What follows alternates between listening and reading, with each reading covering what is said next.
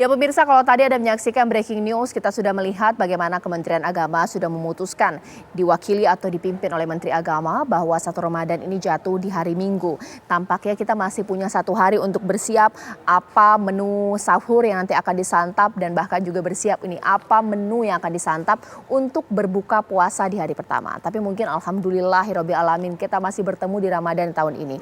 Tapi ada pelonggaran, tapi juga ada pertanyaan dari masyarakat. Mudik boleh, bukber bareng atau buka puasa bersama boleh, tapi nggak boleh ngobrol. Ini seperti apa sih kebijakannya? Di studio TV One ini pastinya saya sudah bersama dengan sejumlah narasumber saya. Pemirsa, kalau tadi kita sudah melihat bagaimana kemudian pantauan dari Kementerian Agama, bahkan sudah diputuskan ini Ramadan jatuh di hari Minggu. Dan saat ini saya sudah bersama dengan Ustadz Zaki Mirza. Assalamualaikum warahmatullahi wabarakatuh, Ustadz. Waalaikumsalam warahmatullahi wabarakatuh. Dan Dr. Yusuf di sini. Assalamualaikum Dr. Yusuf. Kita akan lihat dari pantauan kesehatan ini seperti apa dari pelonggaran dilakukan oleh masyarakat dari kebijakan pemerintah. Mungkin pertama kali saya ke Ustadz. Ustadz, alhamdulillah kita masih bertemu di Ramadan tahun ini. Kita masih punya 1 hari untuk bersiap. Tapi sekiranya apa yang harus kita lakukan di Ramadan kali ini? Agak sedikit euforia nih. Pelonggaran-pelonggaran sudah ada, mulai dari boleh kumpul-kumpul buka bareng, boleh mudik di tahun ini. Tapi bagaimana memaknainya, Ustadz? Siap. Baik, saya izin boleh buka masker ya? Bismillahirrahmanirrahim. Assalamualaikum warahmatullahi wabarakatuh. Alhamdulillah, salatu wassalamu ala rasulillah, amma ba'd. Ada satu hadis baginda Rasulullah SAW, man fariha bidukhulir Ramadan haramallahu jasadahu minan nar. Barang siapa hamba-hamba Allah yang bahagia, senang dengan datangnya bulan Ramadan, maka Allah akan haramkan tubuhnya dari jilatan api neraka. Kebahagiaan ini kan tentunya kondisional ya. Jangan sampai euforia saking bahagianya justru mengancam kesehatan orang lain. Membuat lingkungan jadi tidak sehat lagi. Islam itu agama yang betul-betul menghargai situasi dan kondisi di mana kita ada. Bayangkan bagaimana justru menjadi dosa jariah ketika ibadah kita malah membuat orang lain jadi sakit. Ya. Tapi bayangkan juga bagaimana kita akan mendapatkan amal jariah dari ibadah-ibadah kita kalau aturan, regulasi yang sudah ditetapkan itu kita patuhi. Karena dalam hidup ini untuk menyempurnakan iman, kita tidak hanya taat kepada Allah, atiullaha wa atiur rasul, ikuti sunnah baginda Rasulullah. Tapi jangan lupa ada wa ulil amri minkum. Segala peraturan, ketetapan, undang-undang itu harus juga kita ikuti supaya menjadi kemaslahatan bersama. Nah, cuman kadang sebagai seorang muslim ini kita lebih sering fokus pada sisi negatif. Ya, orang itu kalau sudah melihat segala sesuatu dari kekurangannya pasti akan terus dicari kekurangannya. Padahal bisa jadi itu untuk kemaslahatan kita semua. Maka silahkan kita bergembira. Ini kan udah 2 tahun ya, dokter ya. Kita merasa tarawih dibatasi, kemudian tadarus, i'tikaf dibatasi. Tapi ingat, prokes harus tetap. Supaya ibadah kita tidak jadi sia-sia pahalanya. Betul. Karena tadi, ibadah harus jadi maslahat untuk orang lain. Jangan dengan kita beribadah niatnya baik, tapi justru menimbulkan yang tidak baik pada lingkungan sekitar. Oke. Kalau dari Dr. Yusuf sebenarnya mengenai kebijakan bukber bersama, tapi memang harus hati-hati, jangan ngobrol-ngobrol gitu ya. Sebenarnya bisa diterima di masyarakat tidak ya? Mungkin masyarakat merasa sudah vaksin 2 kali, sudah di booster juga, atau mungkin dia baru antigen dan PCR. Boleh dong kemudian ngobrol-ngobrol di restoran ketika bukber atau bagaimana? Iya, kalau saya nomor 1, banyak tenaga kesehatan yang meskipun sudah vaksin dan sudah booster 3 kali bisa tertular.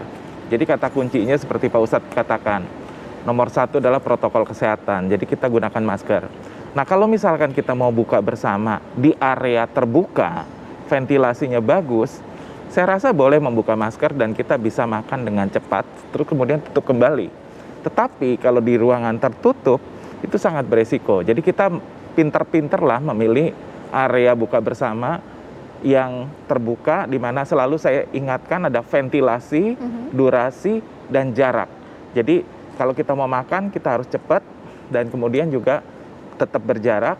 Dan juga kita mesti ingat bahwa masker ini dibuka pada saat makan, tapi ketika kita ngobrol itu beresiko Pakai lagi. ada aerosol.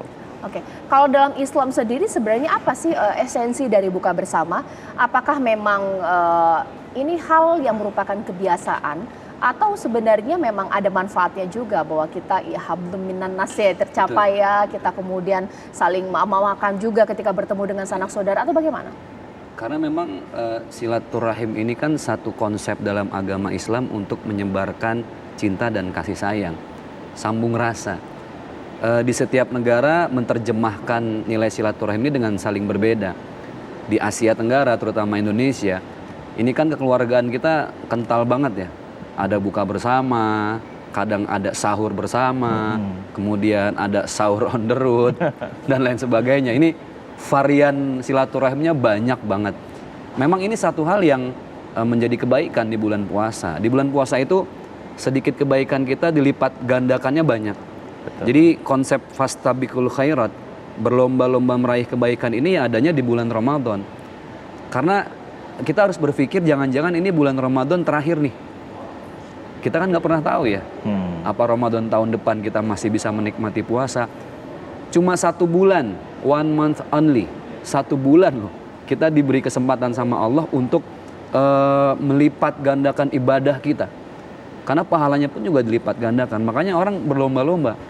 Tapi tadi sebagai catatan, seperti yang Pak Dokter sampaikan, jangan sampai justru niat silaturahim ini kan Allah akan memberikan 2 hadiah ya. Man ahabba ayyubsatallahu fi rizkihi wa ayyun sa'alahu fi atharihi. Yang pertama, rezekinya dilipat gandakan. Orang yang sering silaturahim. Apa rasa bahagianya itu? Apalagi udah 2 tahun nih nggak ketemu teman-teman akrab gitu ya. Lupa harus menjaga prokes, tiba-tiba yang cowok sama yang cowok cipika-cipiki, cewek juga kayak gitu. Akhirnya prokesnya gugur. Nah, maka dari itu kehadiran beliau di sini saya tidak lain untuk memberikan himbauan kepada masyarakat. Silahkan kita beribadah. Ini 1 bulan di mana Allah menunggu aktivitas kita yang semangat dalam beribadah.